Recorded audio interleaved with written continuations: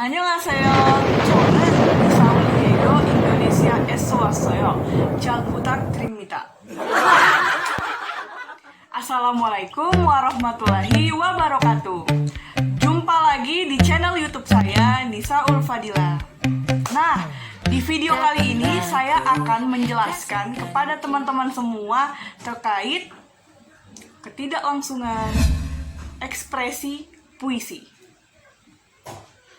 Nah, menurut Rivatere dalam buku Pengkajian Puisi karya Rahmat Djoko Pradopo, ketidaklangsungan pernyataan puisi itu disebabkan oleh 3 hal. Yang pertama, yaitu karena penggantian arti. Kemudian yang kedua, penyimpangan arti. Dan yang terakhir adalah penciptaan arti. Nah, 3 poin itu akan kita bahas di sini. Yang pertama, penggantian arti.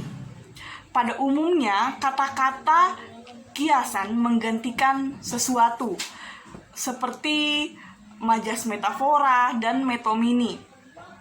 Dalam penggantian arti ini, suatu kata kiasan berarti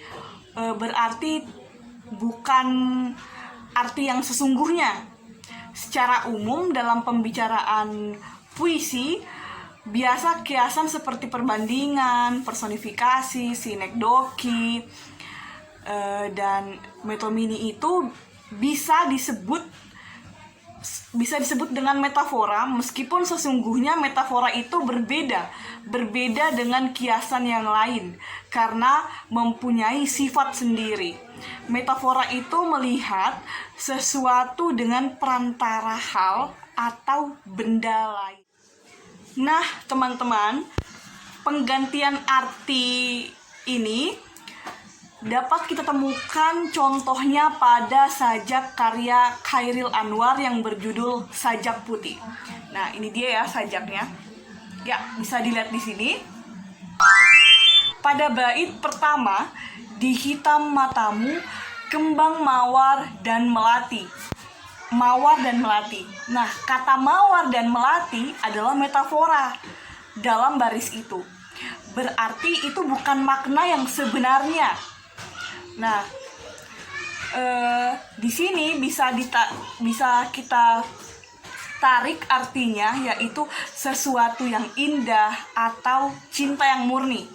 Bukan makna sebenarnya, maksudnya visual dalam angan kita itu merupakan bunga mawar dan melati beneran. Nah, jadi dalam mata kekasih si aku di puisi ini, itu tampak sesuatu cinta yang indah atau cinta yang menggairahkan dan murni seperti keindahan bunga mawar yang merah dan melati putih yang mekar. Oke, teman-teman, kita lanjut ke poin kedua, yaitu penyimpangan arti.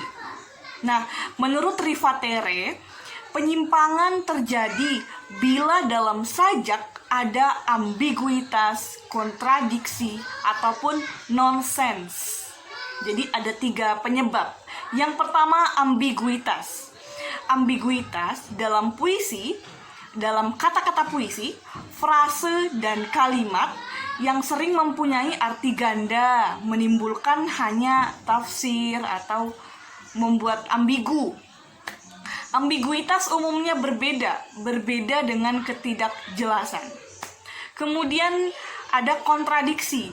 Nah, kontradiksi itu dalam sajak modern banyak ironi, yaitu salah satu cara menyampaikan maksud secara berlawanan atau kebalikan.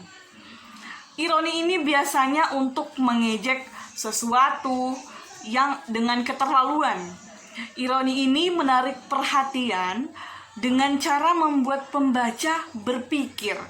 Sering juga membuat orang tersenyum atau membuat orang berbelas kasihan terhadap sesuatu yang menyedihkan. Yang terakhir ada nonsense. Nah, nonsense ini bentuk kata yang secara linguistik tidak punya arti. Sebab tidak terdapat dalam kosakata. Misalnya, penggabungan dua kata atau lebih seperti kata sepi saupi, sepi saupi. Kemudian sepi saupa, sepi saupa. Lalu kata itu menjadi bentuk baru. Nah, pengulangan suku kata dalam satu kata.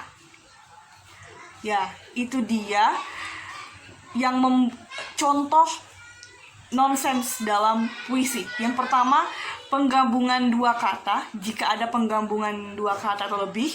Kemudian, pengulangan suku kata dalam satu kata. Nah, contoh dari nonsens yang terdapat dalam puisi itu kita bisa melihat pada karya Sutarji yang berjudul Sepi Saupi. Nah, bisa dilihat ya di sini puisinya. Sepi Saupi. Sepi Saupi. Nah, Sutarji menggunakan kata sepi dan pisau dan sapa menjadi sepisau, sepi saupi, sepisau, sepisau, sepi saupi, dan sepi saupa. Sepi sapanya, maka sapanya dalam sepi itu menusuk seperti pisau. Itu maksudnya. Sepi sapanya, maka sapanya dalam sepi itu menusuk seperti pisau. Di situ arti sepi dan pisau digabungkan hingga terjadi makna sepi, seperti pisau yang menusuk. Juga sepi digabungkan dengan pikul menjadi sepikul, menjadi sepikul. Sepikul dosa, rasanya dosa itu betapa berat dan sepi mencekam. Nah, itu maksud artinya. Rasanya dosa itu berat dan sepi mencekam. Oke, poin terakhir yaitu penciptaan arti. Nah, terjadi penciptaan arti menurut Rivatere bila ruang teks atau spasi teks dalam puisi itu berlaku sebagai prinsip pengorganisasian untuk membuat tanda-tanda keluar dari hal ketatabahasaan yang sesungguhnya secara linguistik tidak ada artinya. Misalnya, simetri, rima, atau ekuivalensi makna semantik di antara persamaan-persamaan posisi dalam bait atau homologus. Dalam puisi sering terdapat keseimbangan atau simetri berupa persejarahan arti antar bait atau antara baris-baris dalam bait. Ya, itu dia poin terakhir. Oke teman-teman, videonya cukup sampai sini dulu ya. Kita tadi sudah membahas tentang ketidaklangsungan ekspresi pada puisi. Nah, ketidaklangsungan ekspresi pada puisi itu mencakup 3 poin. Yang pertama, penggantian arti, kemudian penyimpangan arti, dan yang terakhir, penciptaan arti. Oke, semoga video ini bermanfaat untuk teman-teman semua. Wassalamualaikum warahmatullahi wabarakatuh.